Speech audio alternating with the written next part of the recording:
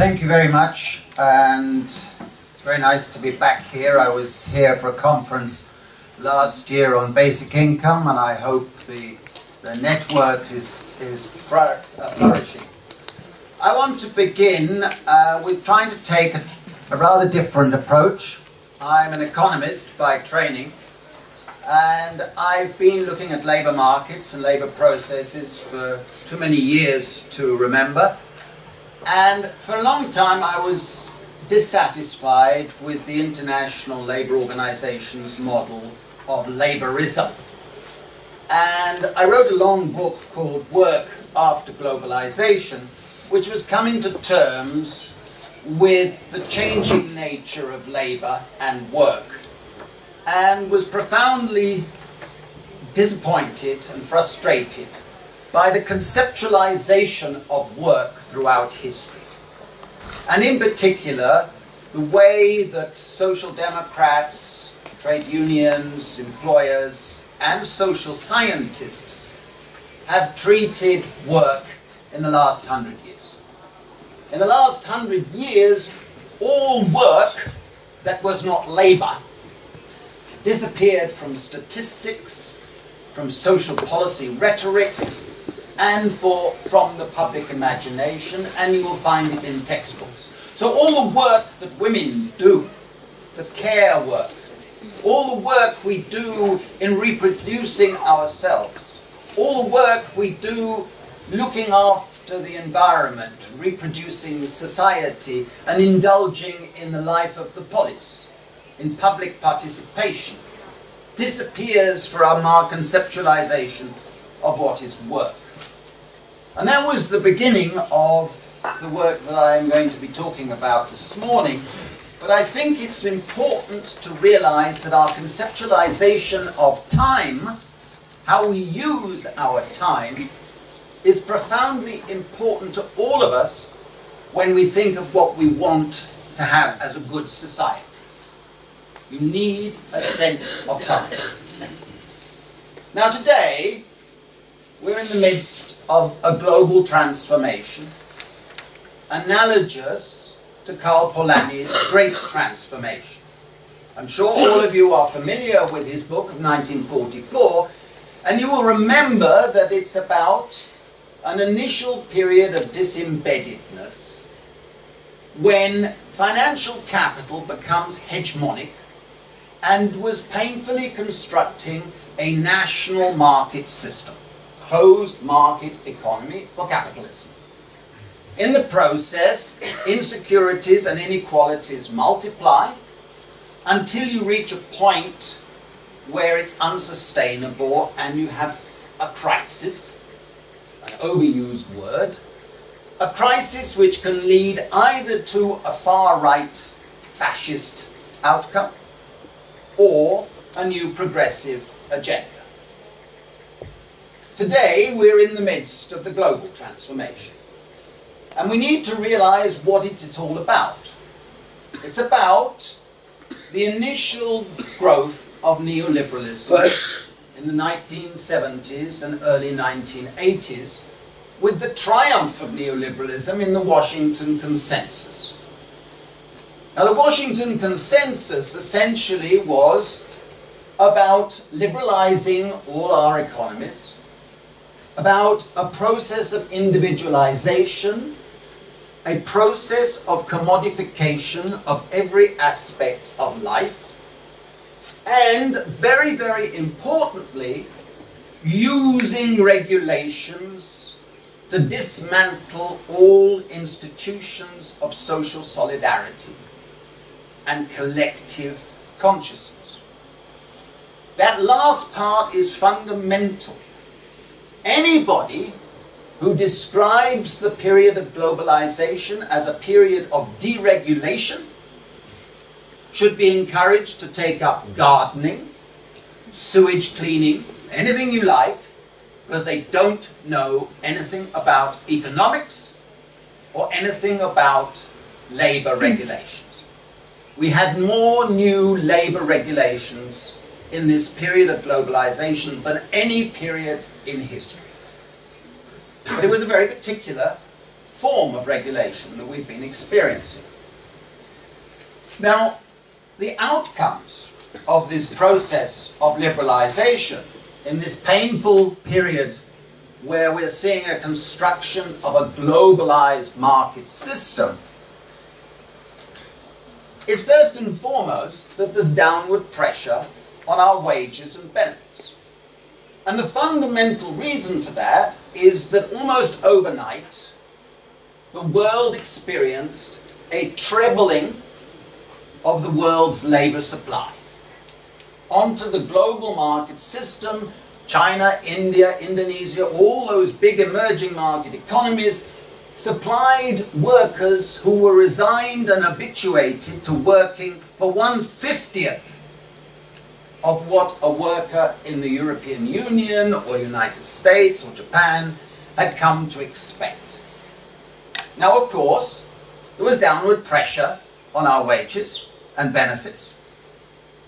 And the politicians of the time, in the 1980s and 1990s, knew they could not allow our wages and benefits to drop like a stone, or we'd all be out in the streets revolting and overthrowing their systems. So what they did in effect was make a Faustian bargain with us. And the Faustian bargain, very simply, and it's a bit more complicated, but it is essentially this, a Faustian bargain said, you can have an orgy of consumption. You can have an orgy of short-term pleasure, and in return you'll pay for it later. The orgy of consumption was enabled by labour subsidies, tax credits, more labour subsidies, more tax credits, cheap credit, more tax credits, and the thing piled up. And like all orgies of consumption and Faustian bargains, it had to come to an end. And it came to an end in 2008 with the great financial crash, since when we have to pay for the orgy through austerity, the new euphemism for cutting our living standards. Now, one can elaborate on that picture, but essentially the Faustian bargain was made so that financial capital could receive a growing percentage of the total. So we now have more inequality than any time in recorded history, and where we have a tiny, tiny fraction of people making billions and billions of dollars, and it has taken place while the state and those social institutions have been dismantled. Now, in the process of that Faustian bargain, a globalized class structure has been taking place. It's not yet complete, and it is superimposed on preceding class structures. Old classes have not disappeared entirely in different parts of the world. But the globalized class structure that is taking place exists in the following form, roughly. At the top, there's a plutocracy. Not a top 1%, a top 0.01% of those billionaires listed in Forbes magazine. I saw one man complain last week that he was only classified as number 26 on the list of billionaires, and he wrote to complain. He said, I'm much richer than you say. You've missed out 7 billion of my money. I should be worth 27 billion, not 20 billion. And he was almost in tears to complain he should be higher on the list. These people are delusional. They're mostly criminal. And most of them got their wealth by criminal means. We know that. We know their names. We wish we didn't. A long way below the plutocracy, and the entrepreneurs who are trying to get into the plutocracy, is the old salariat. The people who have long-term employment security, the trappings of bonuses, the ability to go on golf tours that they call retreats for business purposes, things like that. The salariat is getting more and more of its income through the shares and stock exchanges. More and more of their money comes from outside wages. But never mind, they're doing very well. Alongside the salariat are a group I call professions. People who don't want employment security. Employment security is for the weak, the wimps. They're project-oriented.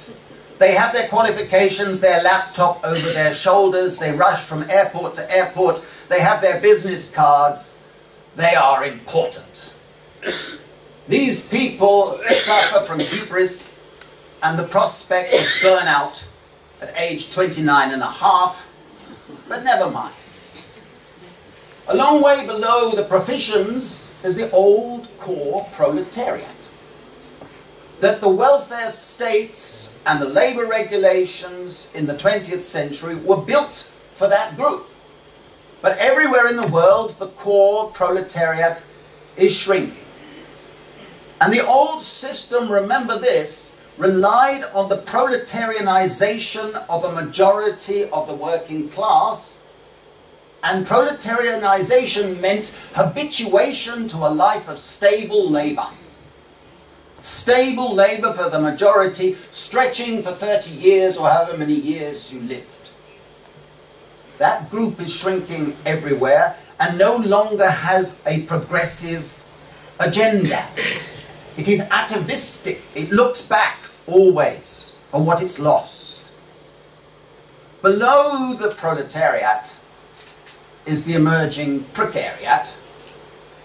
And below the precariat in terms of income are the unemployed, the long-term unemployed, and the lumpen precariat. The people who are hanging on in the streets, living with all their belongings in 2 paper bags and gradually fading in railway stations. And that's the first point I want to make about the precariat. The precariat is not, repeat, not an underclass. It is not a lumpenized group that is a passive residual of capitalism. The precariat is wanted by capitalism. And I want to give a few of the defining features of what the precariat is all about.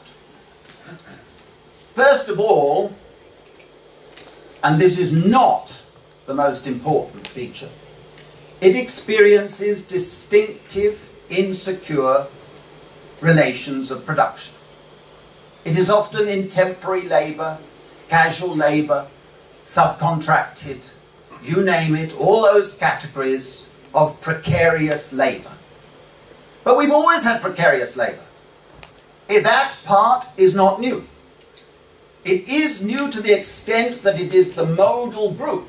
More and more people have insecure labour relations. But it's not the key part of the precariat.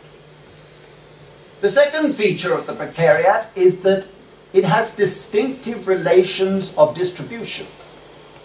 What that means is that for the first time in history, we have an emerging class, a class in the making, that relies almost entirely on money income in the form of wages. It doesn't have access to secure state benefits. It doesn't have access to enterprise benefits, non-wage payments of various sorts. It doesn't have access to secure community benefits provided by a network of social support. And it doesn't have access to private forms of income. That makes it rather unique. For most people, when I talk to groups of precariat, the following feature is crucial. And that is that people in the precariat lack an occupational identity. They do not have an occupational narrative to give to their lives. I am becoming something. I am something. And in retirement, I was something. The precariat does not have the prospect of that narrative to give to their lives. Very crucial. Another aspect of the precariat and which is why it is so important for us to demand a reform of labour statistics, is that people in the precariat have to do a very high ratio of work for labour. Work that they have to do in order to reproduce themselves, in order to be able to function, in order to be able to earn something from labour. But the many forms of work that they have to do are not recorded, are not measured, are not even recognised. But if you are in the precariat, I assure you, you have to do a lot of it. And that increases your existential insecurity. The next feature is related to all the above, which is that the precariat faces systemic uncertainty. Uncertainty means that one doesn't know what the risks one's facing. One cannot work out the probabilities of bad events happening to you. You even have uncertainty when you learn a particular trade or occupation, because you don't know whether you'll be able to use it or whether it will become obsolescent tomorrow morning. This is really profound. But I think there is one feature that it defines the precariat in a peculiar way. The precariat are essentially supplicants. A supplicant is someone who has to beg for entitlements. Someone who has to convince others who are in power over them that they deserve something. The original notion of precarity is not insecurity in labour, it's being a beggar. And this sense of being a supplicant is what is so profoundly important in understanding the future. The next thing that is important to realise is not only that the precariat lack all the 7 forms of labour security that I describe in the books, but for the first time in history, we have an emerging class that are expected to have a level of education and qualification that is above the labour that they are expected to do. What sort of idiotic society is that? But think about it, it creates a real crisis of status frustration. A relative deprivation that is deeply wounding if you're a member of the precariat. The precariat lacks control of its life. It has no sense of control, but it wants that sense of control. And the precariat are denizens. Denizen may not be an easy concept to translate, and I apologize for it.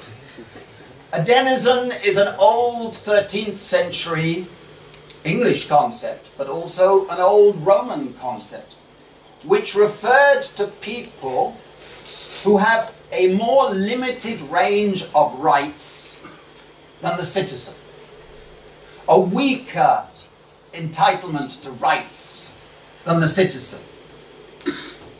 And if you look at it, this is the first time in history where we have seen an emerging class that is gradually being denied the rights of the citizens around them. It's not a question of people not having rights and coming in and gradually getting rights. It's an incredible situation where we're having people gradually being denied one or more of the types of rights.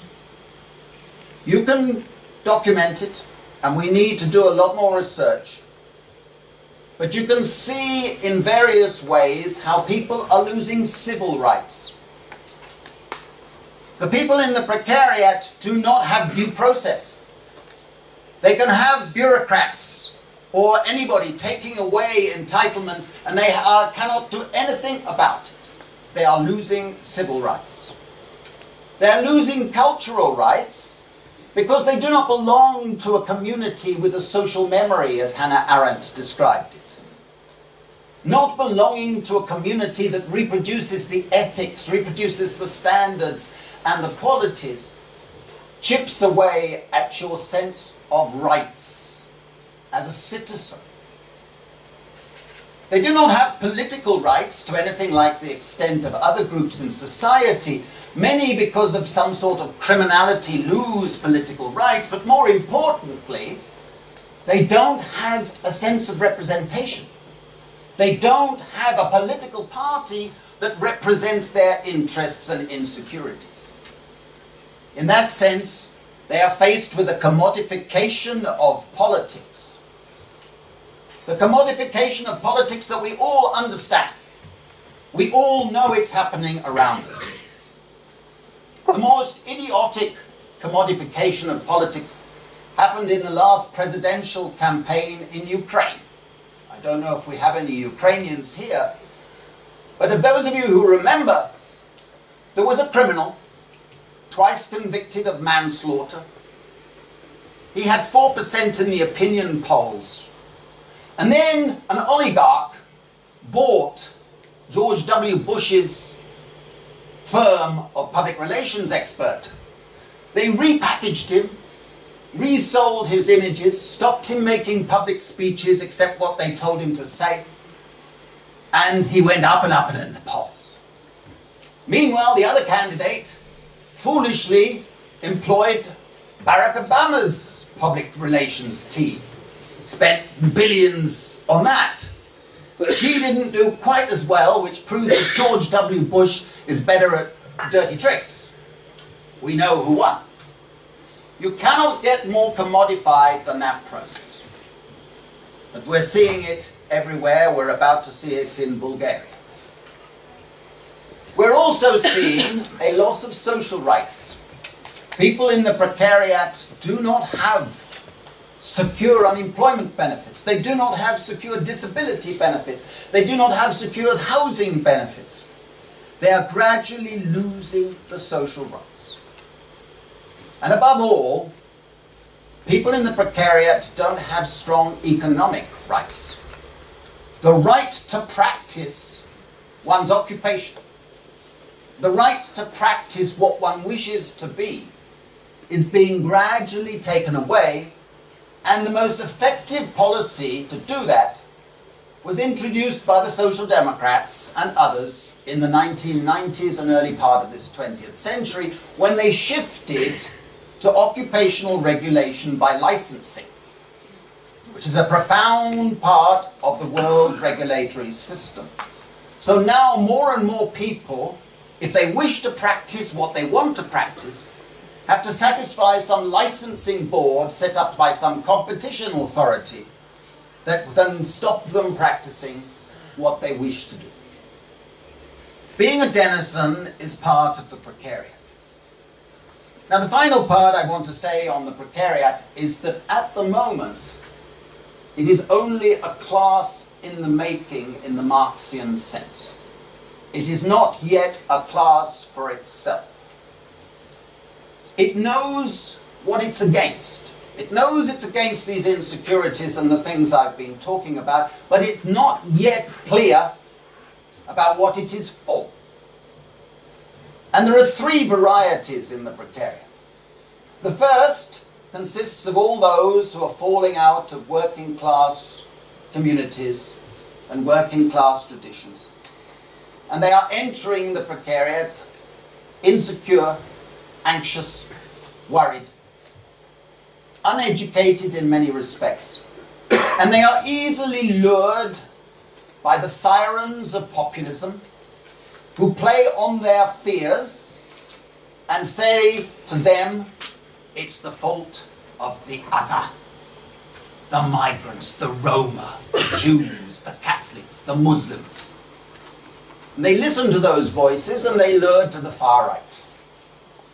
They may keep quiet, but they vote that way. The second group consists of those groups who are victimized and demonized. Migrants, minorities. They keep their heads down because they need to survive. They tend to be politically detached, but not apolitical.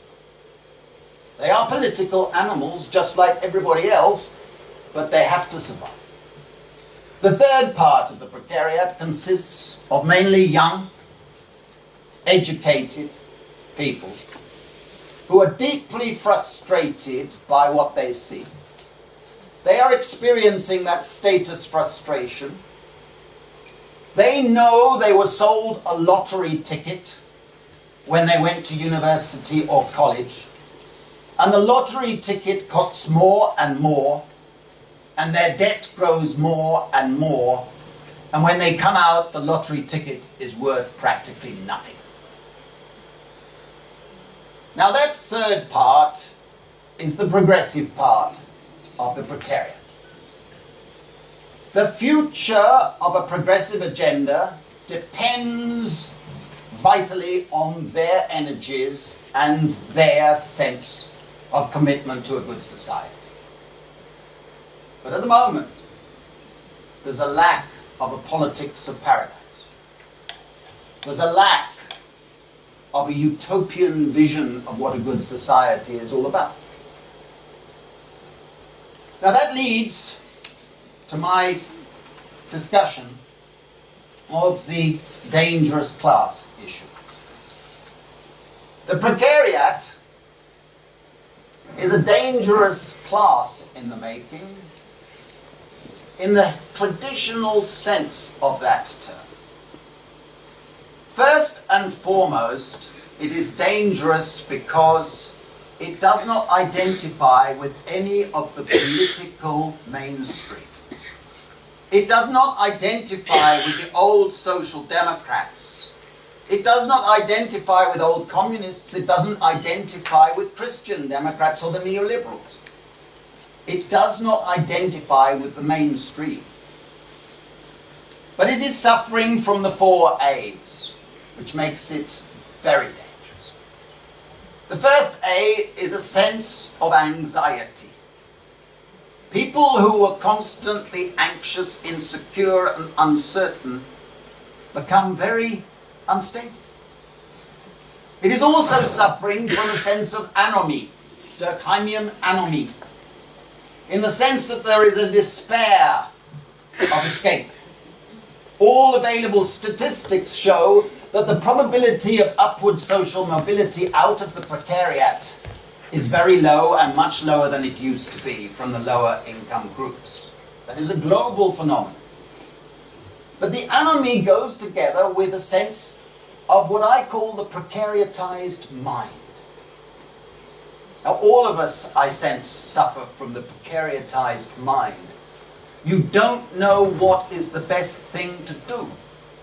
So we do a little bit of this, we email, we network, we train, we retrain, we do a bit of this, we try this, we do this, we do this. And all the time you're dissipating your energies. Beg your pardon. Dissipating my energies.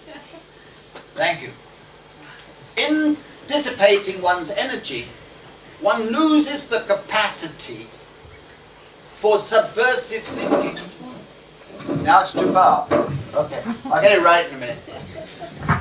One loses one's capacity for subversive thinking and critical action. You're constantly tired. You're constantly worried about, do you have enough food? Do I have enough money to be able to participate in this or that? And you become passive in your actions. The third A is a sense of alienation. Classic Marxian alienation. Because those in the precariat feel underemployed, they're never able to use their capacities. They're never able to build their dreams. And they're overemployed in the sense they're having to do so many things they don't want to do. This double sense of alienation is powerful. And the fourth A goes with the other. A sense of anger. And the anger is growing everywhere. because more and more people are conscious of what they're experiencing. They know, too, that they are faced by a hostile neoliberal state. It's a neoliberal utilitarian state where the politicians and the policymakers and the institutions of power are worried only about getting a majority, keeping those majorities happy. And as a result, they could treat the losers, the precariat, with contempt. And they do. And only when the precariat mobilizes and starts to take collective action in its own rights, for its own rights, will that change. At the moment, the utilitarian neoliberalism is triumphant. And the worst thing of all that makes it a dangerous class is that the precariat is denied a future. It is denied a vision of a future that is good. And there was a wonderful piece of graffiti on a wall in Madrid. I was invited to speak in Madrid recently to the Indignados. And it was a beautiful piece of graffiti which sums a very subversive theme. The worst thing would be to return to the old normal. That is a profoundly subversive, radical thought. And that's the key. Because we must not feel sorry for ourselves. We must not regard the precariat as the poor, without agency, without a sense of consciousness that can transform the threats that are around us. And that, I think, is crystallizing. And it leads to my last few points. Where are we today in the global transformation? Now, I think progressives so far have forgotten the three principles that emerge at every critical point of a transformation. The first point is that the new forward march towards more equality, towards more freedom, towards more fraternité, is led by the interests and needs of the emerging mass class. It is not atavistic. Yesterday's progressive class is not today's progressive class. And therefore, the emerging mass class will define what it is to be a progressive in the 21st century. The second principle is that every new transformation requires and uses new forms of collective action. Again, that won't be the same as the collective action of the early 20th century, when labour unions were the progressive force. Today, if you talk about labour unions in the precariat, you are likely to empty the room, because their agenda is not regarded as progressive and liberating. And the third principle is that every new forward march is defined by three overlapping struggles. The first struggle is a struggle for recognition, a struggle for identity, a struggle to say, I am a member of this group. Now, I think 2011 marked a great watershed as far as recognition is concerned. Around the world, suddenly millions of people in different ways suddenly started to say, I am a member of the precariat, or whatever the term they used. I am a member, I am not ashamed. It is not because of my failings. It is not because of my inadequacies. It is because the structures are producing this phenomenon. And I am proud to be a part of the Precariat. Since my book was published, I cannot tell you I've had thousands of people write to me and say, yeah, I am part of the Precariat. I didn't know that, but now I know it. That's what we need. Because only when you have a sense of recognition and identity can you start to move forward on other respects. No longer should we feel sorry for ourselves. No longer should we expect the state to pity us, because pity is the same as contempt. We must demand. We must demand. And that leads to the second great struggle. A struggle for representation. And at the moment we have to admit that we're way behind on that. We haven't got the Precariat represented in all the organs of the state. We haven't got all the Precariat represented in the struggles for redistribution. But we must form associations, we must form movements, we must demand through collective action. And the third great struggle is even further down the road. And that is a struggle for redistribution. A struggle for equality. Where has the dialogue on equality gone?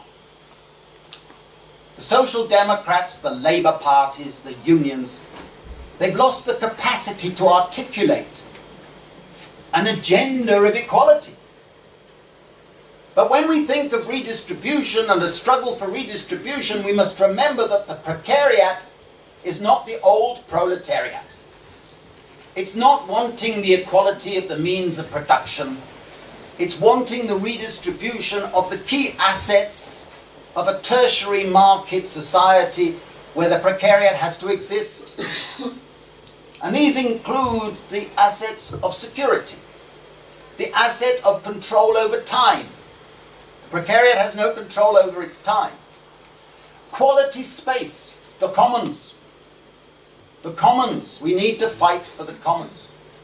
A struggle for the redistribution of financial knowledge. A struggle for knowledge itself. A decommodification of the educational system is fundamentally important for the Precariat. Don't let's allow them to convert tertiary and secondary schooling into human capital machines, preparing people for jobs. We must rescue civic knowledge, subversive education, liberating education. That is part of the Precariat's agenda.